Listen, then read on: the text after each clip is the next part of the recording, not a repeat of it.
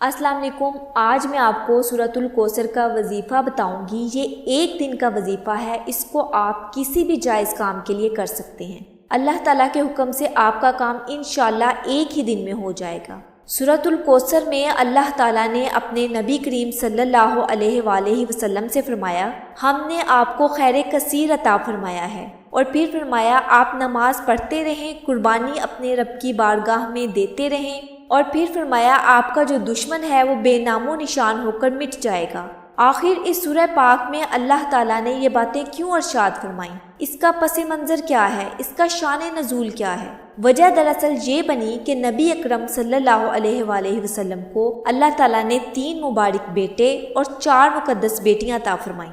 نبی کریم صلی اللہ علیہ وآلہ وسلم کی اولاد پاک کی تعداد 7 ہے۔ نبی کریم صلی اللہ علیہ وآلہ وسلم کے بیٹے چھوٹی عمر میں انتقال فرما جاتے تھے۔ آپ کے بیٹے سیدنا قاسم رضی اللہ تعالیٰ عنہ اور سیدنا ابراہیم رضی اللہ تعالیٰ عنہ اور سیدنا عبداللہ رضی اللہ تعالیٰ عنہ تھے۔ ایک دفعہ نبی اکرم صلی اللہ علیہ وآلہ وسلم کے بیٹے کو ابھی چند دن ہوئے تھے انتقال فرمائے ہوئے۔ یہ مکہ شریف میں ہی پیدا ہوئے تھے اور مکہ شریف میں ہی ان کا انتقال ہوا تھا۔ حضور اکرم صلی اللہ علیہ وآلہ وسلم خانہ کعبہ سے باہر نکلے تو خانہ کعبہ کے دروازے پر آپ کو ایک کافر ملا جس کا نام عاص بن وائل سہمی تھا۔ اس کی ملاقات نبی کریم صلی اللہ علیہ وآلہ وسلم سے ہوئی۔ اس نے بڑے غور سے نبی کریم صلی اللہ علیہ وآلہ وسلم کو دیکھا اور آگے بڑھ گیا اور چند باتیں بھی کی۔ کچھ روایات کے مطابق جب وہ آگے پہنچا تو کافروں نے پوچھا کس کے ساتھ باتیں کر رہا تھا، تو اس نے بڑے طنز کے ساتھ اور بڑی گستاخی کے ساتھ ایک جملہ بولا کہ میں اس کے ساتھ باتیں کر رہا تھا جس کی نسل ختم ہو چکی ہے، جب یہ دنیا سے جائیں گے تو نعوذ باللہ ان کا نام و نشان تک مٹ جائے گا۔ وہ یہ تعارف بیان کر رہا ہے نبی کریم صلی اللہ علیہ وسلم کا۔ تھا جو کافر، تو آپ کو پتہ ہے کہ گندے برتن میں سے بدبو ہی آ سکتی ہے، خوشبو تو نہیں آ سکتی۔ تو اس نے کافروں کے پاس جا کر نبی اکرم صلی اللہ علیہ وآلہ وسلم کے بارے میں یہ کہا، اللہ رب العزت کو جلال آ گیا، محبوب خدا کی عزت پر اگر کوئی ڈاکہ ڈالنے کی کوشش کرے تو سب سے پہلے حفاظت تو میرا رب فرماتا ہے نا۔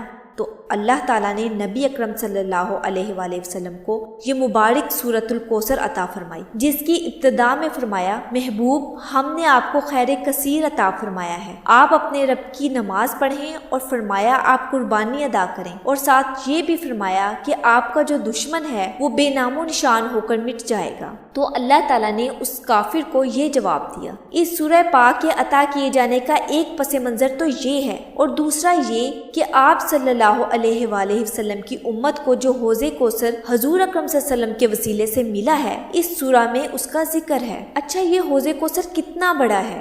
مسلم شریف میں ہے کہ نبی پاک صلی اللہ علیہ وآلہ وسلم نے فرمایا، میرا حوض کوثر اتنا بڑا ہے کہ جتنے آسمان پر ستارے ہیں اتنے اللہ رب العزت نے مجھے برتن عطا کیے ہیں تاکہ میری امت پانی پیتی چلی جائے۔ بعض روایات میں ہے کہ یہ سونے کے برتن ہوں گے، اور بعض روایات میں ہے کہ یہ چاندی کے برتن ہوں گے، جبکہ بعض روایات میں ہے کہ یہ نور کے برتن ہوں گے۔ اچھا، یہ جو کافر تھا عاص بن وائل سہمی، اس نے جب یہ بات کہی تو اس کے 2 بیٹے تھے۔ جب یہ بیٹے جوان ہوئے تو اللہ تعالیٰ نے دونوں بیٹوں کو نبی کریم صلی اللہ علیہ وآلہ وسلم کا کلمہ پڑھنے کی سعادت نصیب فرما دی۔ اب یہاں علماء اکرام فرماتے ہیں کہ اگر اس کی اولاد نہ ہوتی تو یہ بھی تکلیف کی بات تھی کہ میری اولاد نہیں ہوئی، لیکن اس سے بڑی تکلیف یہ ہے کہ اولاد ہو جائے اور باپ پر لعنت بھیجے اور مصطفیٰ صلی اللہ علیہ وآلہ وسلم پر درود و سلام بھیجے۔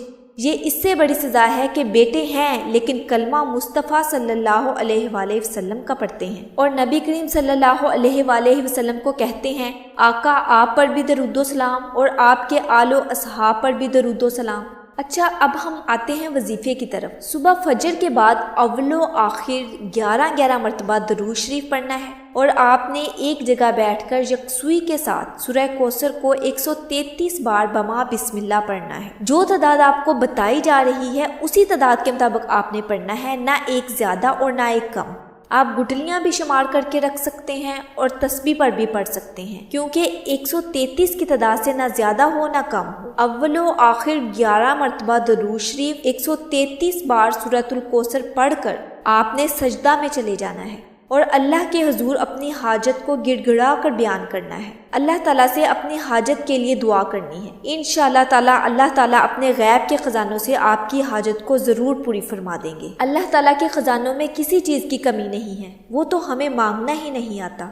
اسی طرح آپ نے یہ عمل مغرب کی نماز کے بعد کرنا ہے، یعنی ایک ہی دن میں 2 مرتبہ آپ نے یہ عمل کرنا ہے۔ اور جب آپ یہ عمل کریں گے پورے یقین کے ساتھ، پوری یکسوئی کے ساتھ، تو آپ کے دل میں ذرا برابر بھی شک نہیں ہونا چاہیے، تو اللہ تعالیٰ آپ کی اپنے غیب کے خزانوں میں سے مدد فرما دیں گے۔ جب آپ یہ وظیفہ کر رہے ہوں گے تو آپ کا پورا دھیان اپنی حاجت کی طرف ہونا چاہیے اور اللہ تعالیٰ کی مدد کی طرف ہونا چاہیے۔ اچھا، اس وظیفے کی اجازت ہر خاص و عام کو ہے، اس کی اجازت طلب کرنے کی ضرورت نہیں ہے۔ یہ بڑا مجرب اور اکابرین کا آزمایا ہوا ہے۔ اس وظیفے کو کریں اور فیوز و برکات حاصل کریں۔ اسی کے ساتھ ہی ہم آپ سے اجازت چاہتے ہیں۔ اگر ہماری ویڈیو پسند آئی ہو تو ہماری ویڈیو کو لائک کریں، ہمارے چینل کو سبسکرائب کریں اور بیل نوٹیفیکیشن کو آن کر لیں تاکہ ہماری ہر نئی آنے والی ویڈیو کا نوٹیفیکیشن آپ کو ملتا رہے۔ جزاک اللہ خیرا۔